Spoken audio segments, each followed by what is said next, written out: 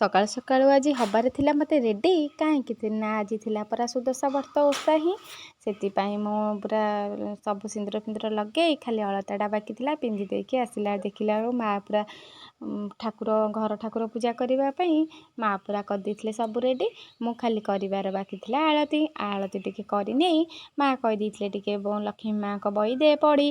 ତାପରେ କ'ଣ ବହି ଖୋଲିକି ଦେଇଥିଲି ଆରମ୍ଭ କରି ଲକ୍ଷ୍ମୀ ମାଆଙ୍କୁ ସ୍ମରଣ କରି ବହି ପଢ଼ି ତାପରେ ମନ୍ଦିରକୁ ଯିବି ବୋଲି ଏପଟେ ମାଆ ଦେଇଥିଲେ ଡାଲା ସଜାଡ଼ି। ଆମର ତ ଏପଟେ ମାନେ ସୁଦଶା ବ୍ରତ ନେଇଯାଆନ୍ତି ମନ୍ଦିରକୁ ପୂଜା କରିବାକୁ, ପ୍ରାୟ ଜଣ ତ ଘରେ ଲକ୍ଷ୍ମୀ ମାଆଙ୍କ ବ୍ରତ କରନ୍ତି ହିଁ। ତାପରେ ମୋର ପୂଜା ସାରିକି ମନ୍ଦିରରୁ ଆସିଲା ପରେ ବ୍ରତରେ ଗଣ୍ଠି ନନା ଗୋଟେ ପକେଇଥିଲେ ଆଉ ବହି ପଢ଼ିକି 9ଟା ଗଣ୍ଠି ଦେଇଥିଲି। ବାନ୍ଧି ଦେଇ ମାଆଙ୍କର ମୋର ଦେଇଥିଲୁ ହାତରେ ବାନ୍ଧି। ତାପରେ ଲକ୍ଷ୍ମୀ ମାଆଙ୍କୁ ନମସ୍କାର କରି ଚାଲିଲି। ମାଆ କହିଲେ ଚା କପେ ଆଣେ କରି, ଫଟାଫଟ କରି ଆଣିଥିଲି 2 କପ୍ ଚା, ତାକୁ ପିଇ ହେଇଯାଇଥିଲୁ ପୁରା ଫ୍ରି ପରା। Bye bye.